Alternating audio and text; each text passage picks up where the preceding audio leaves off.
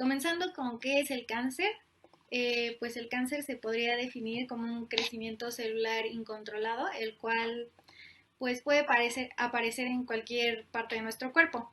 También se considera como una enfermedad genética, pues porque son causadas por genes encargados de controlar la función celular. Bueno, específicamente hablando de su crecimiento y división. Y es aquí donde se genera el riesgo. Para entender bien el cáncer es importante conocer el ciclo celular, pues dentro de él crecen y se dividen las células conforme el cuerpo las va necesitando. Y dentro de este ciclo celular es normal que éstas envejezcan, se dañan o se mueran, por lo que las nuevas células las pueden reemplazar. Y aquí es donde inicia el riesgo del cáncer, pues si se descontrola este proceso, las células se pueden hacer más y más anormales y se empiezan a formar tumores. De esta misma forma se forman nuevas células, aunque no sean necesarias, y como dije, pues pueden formar los tumores. Estos tumores pueden ser benignos o malignos. La diferencia es que los benignos no se extienden ni invaden tejido cercano. Ahora, ¿cuáles son las diferencias entre una célula cancerosa y una sana? Pues comenzando que las células sanas van creciendo y se van especializando. Pues, o sea, esto hace que se vayan como a diferentes funciones específicas del cuerpo y las células cancerosas no tienen como una especialidad o una función. Las células normales también tienen tiempos de maduración específicas. Las cancerosas no. También las cancerosas deciden ignorar la muerte celular programada. Esto, bueno, se le llama apoptosis.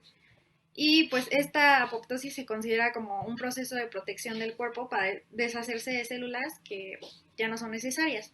Y como a las cancerosas se evaden esto, pues provoca que continúen dividiéndose sin control. También las células cancerosas evaden el sistema inmune. Es más, los tumores también los pueden usar como para crecer y seguir vivos. También las células cancerosas son capaces de infectar las células sanas, así como las moléculas y vasos sanguíneos que se encuentran alrededor del área. Área o zona a la cual se conoce como un microambiente, como que ellas mismas construyen su microambiente. Y justo por esto, por lo del microambiente, se consideran como pues células invasivas y agresivas porque atacan otras células del organismo y se salen de su área original, lo que puede llegar a provocar nuevos focos de crecimiento. Este proceso provoca el esparcimiento de las células cancerosas y así provoca lo que se conoce como metástasis. Bueno, independientemente del tipo de cáncer, todas las células cancerosas tienen en común la secreción de proteasas. Estas proteasas fungen como destructoras de barreras mecánicas que forman el colágeno.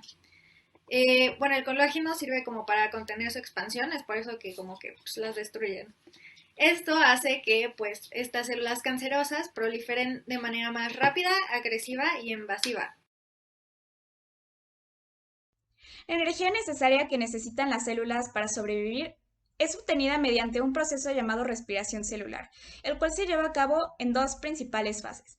La primera fase es la glucólisis y se lleva a cabo dentro del citoplasma de la célula, iniciando con una molécula de glucosa, la cual puede ser obtenida de los alimentos que ingerimos, principalmente los carbohidratos.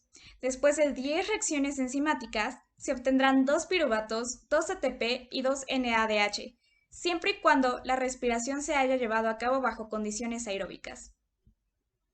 Posteriormente, el piruvato producido se desplazará hacia la mitocondria de la célula, en donde empezará la fase número 2, conocida como el ciclo de Krebs.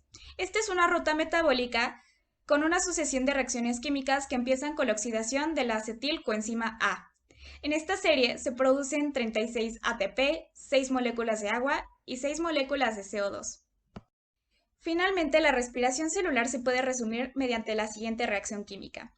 Una molécula de glucosa más 6 moléculas de oxígeno diatómico producirán 6 moléculas de agua más 6 moléculas de CO2 más 38 ATPs, 36 provenientes del ciclo de Krebs y 2 provenientes de la glucólisis.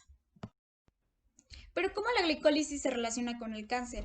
Pues justo cuando la fosforilación oxidativa es ineficiente, aumenta la generación de ATP como mecanismo compensatorio y esta generación se logra justamente a través de la glicólisis. Una vez que se obtiene el piruvato a partir de la glicólisis, este puede seguir tres vías. En ausencia de oxígeno puede pasar a etanol o lactato, mientras que en presencia de oxígeno se entra al ciclo de Krebs al convertirse en acetil-CoA. Un paréntesis aquí es que para las células animales solo se pueden seguir dos rutas, ya sea la del acetil o la del lactato, dependiendo de si hay o no oxígeno. En el metabolismo de las células normales, estas ingresan al ciclo del ácido cítrico, mejor conocido como ciclo de Krebs, para generar el producto final que consiste de 30 a 32 moléculas de ATP, las cuales serán la fuente de energía de las células para cumplir sus diferentes funciones. El paso del piruvato al lactato es un punto crítico en lo que se refiere al metabolismo del cáncer. La enzima que cataliza esta reacción es la lactato deshidrogenasa. La principal característica de los tejidos cancerígenos es una acelerada proliferación celular. El cáncer resulta de un metabolismo mitocondrial alterado, lo cual se cree que se debe a una alta tasa de glicólisis, es decir, se genera energía mucho más rápido que en el proceso de las células normales. Y a su vez, esto se debe a que aún en presencia de oxígeno, el piruvato pasa a ser lactato, aunque ésta sea una ruta anaeróbica, reduciendo la actividad del ciclo de Krebs y aumentando la tasa glicolítica junto con la producción de lactato. Todo esto se cree que favorece el crecimiento de este tipo de células. En resumen, las células cancerígenas utilizan la glucosa en la vía glucolítica para la producción de lactato en condiciones aeróbicas. Y aparte de esto, también se cree que otro factor altamente relacionado es la expresión de los genes. Ya conocemos en qué consiste el metabolismo celular, pero ¿dónde ocurren estos procesos?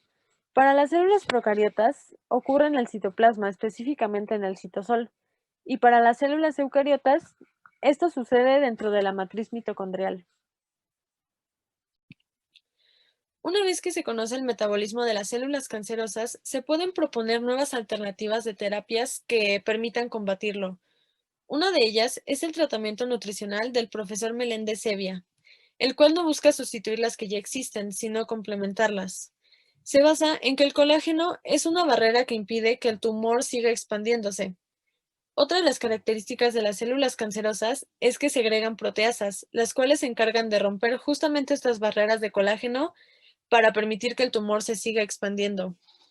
De igual forma, la glicina es la encargada de renovar y regenerar el colágeno, por lo que este tratamiento consiste en un complemento nutricional de glicina que fortalezca el sistema promoviendo la síntesis de colágeno, lo cual permite contener los tumores y que el organismo pueda reparar el daño que van causando las células tumorales y los daños colaterales.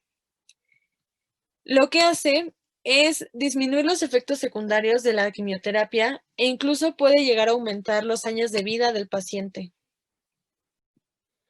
Otro posible tratamiento para combatir el cáncer es el dicloroacetato de sodio, DCA por sus siglas. Este es un medicamento que ya lleva siendo aplicado por más de 30 años para tratar diversas enfermedades relacionadas con desórdenes metabólicos. Pero en 2007, un estudio realizado por el doctor Evangelos Michalaki de la Universidad de Alberta en Canadá demostró en modelos no humanos que el dicloroacetato de sodio sirve para destruir células cancerosas a la vez que se respetan las sanas. Las pruebas solo fueron realizadas in vitro y en modelos no humanos que fueron ratones, por lo que se requería una inversión para llevarlo a mayor escala que fuera probado en humanos y realmente pudiera ser considerada una posible cura para el cáncer. Aquí es donde entra la controversia, debido a un interés meramente económico por parte de la industria farmacéutica, ya que éstas solo buscan invertir en aquello que les va a dejar un beneficio económico, es decir, en moléculas patentadas por determinadas empresas privadas, aunque esto implique que el tratamiento sea menos eficiente. De cualquier forma, este mismo estudio consiguió financiación privada y donaciones, con lo que se pudo aplicar el tratamiento de DCA a 5 pacientes que presentaban un tipo de cáncer cerebral muy mortal según los doctores. Uno de los pacientes murió a los 3 meses de iniciar el tratamiento, pero se aclara que el DCA requiere cierto tiempo para comenzar a hacer efecto. Los otros 4 pacientes, después de 15 meses de tratamiento, seguían estables y con vida, cosa poco usual, ya que si se les preguntaba a los doctores sobre pacientes que presentaban este mismo tipo de cáncer, aún después de ser atendidos con tratamientos convencionales, eran pocos los que llegaban a estos 15 meses.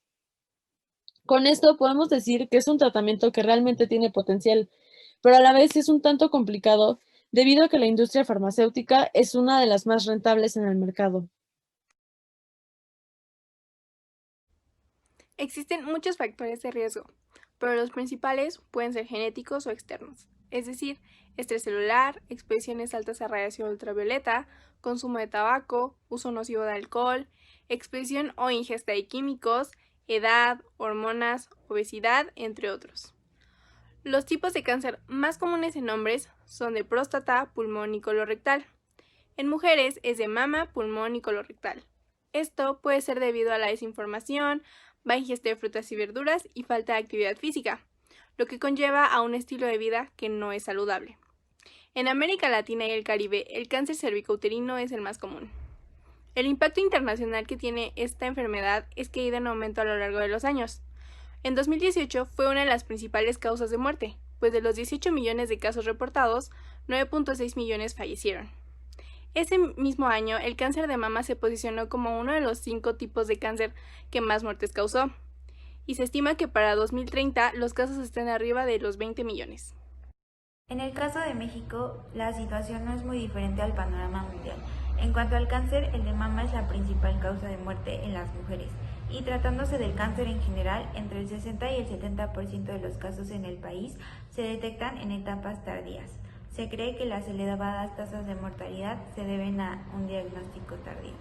Un problema a nivel nacional es que no se lleva un buen registro de casos para poder analizar las estadísticas, comparar los datos y ver progresos o retrocesos en cuanto al tratamiento de la patología con más exactitud. Por ello es importante actuar y reforzar los registros para contar con toda la información que permita mejorar la infraestructura y las técnicas para afrontar el cáncer debidamente. Las disparidades de cáncer o desigualdades de cáncer son definidas por el Instituto Nacional de Cáncer como diferencias adversas en la incidencia, prevalencia y sobrevivencia del cáncer. Algunas disparidades son causadas por cosas que se pueden controlar, como por ejemplo no fumar, pero hay otras diferencias que son causadas por factores no controlables, como la edad y el sexo. Es muy importante entender qué tipos de disparidades existen y por qué existen para que pacientes encuentren el mejor tratamiento y más casos de cáncer se puedan prevenir. Respecto al nivel socioeconómico, algunos cánceres son más comunes entre gente de menores recursos que de mayores recursos. Esto es notable en los cánceres pulmonares y cervicales. En un estudio que se hizo a 26,000 pacientes de cáncer entre 1973 y 2001, se encontró que en hombres y mujeres la incidencia de cáncer pulmonar en personas de bajos recursos es 1.7 veces mayor entre aquellos con ingresos familiares altos. Y también se encontró que las mujeres de nivel económico bajo tienen mayor incidencia de cáncer cervical que aquellas con ingresos altos. Por otro lado, algunos cánceres son más comunes entre gente con mayor ingreso que aquellos con ingresos menores, como por ejemplo el cáncer de próstata y la melanoma de la piel. Este mismo estudio encontró que los hombres con ingresos menores se encuentran a menor riesgo de tener cáncer de próstata. Vimos el estatus socioeconómico sí está asociado con resultados de cáncer peores, pero no por la etnia. Sin embargo, sabemos que las minorías étnicas tienden a tener un estatus socioeconómico menor, llevando así a mayor cantidad de muertes por cáncer. El cáncer de mama es un tipo de cáncer que puede comenzar en las distintas partes de la mama. Las mamas constan de 3 partes principales: los lobulillos, los conductos y finalmente el tejido conectivo. Los primeros son glándulas que se encargan de producir la leche y los conductos son los tubos que van a transportar esta hasta el pezón. El tejido conectivo finalmente es el que rodea y sostiene todas las partes de la mama. Los principales cánceres pueden comenzar o en los conductos o en los lobulillos y se presentan en forma de bulto palpable. Ahora, los tipos de cáncer más comunes son carcinoma ductal infiltrante y carcinoma lobulillar infiltrante. Según datos de la OMS, este es uno de los padecimientos predominantes a nivel mundial, pues en promedio existen 1.38 millones de mujeres con un diagnóstico confirmado. También, las mamografías son capaces de detectar el cáncer en una etapa temprana, y por esto mismo se recomienda que a partir de los 45 años la revisión sea anual. Las mayores tasas se encuentran en Chihuahua, Ciudad de México, Baja California Sur y Baja California. La norma oficial mexicana recomienda que las mujeres entre 40 y 69 años se realicen la mastografía cada 2 años, pero la cobertura a nivel nacional es insuficiente. Entre las mujeres que fallecen por cáncer de mama, 1% son jóvenes de 15 a 29 años. 13% tienen entre 30 y 44 años. Y más de la tercera parte está entre los 45 y 59 años. La mayoría fallece después de los 59 años.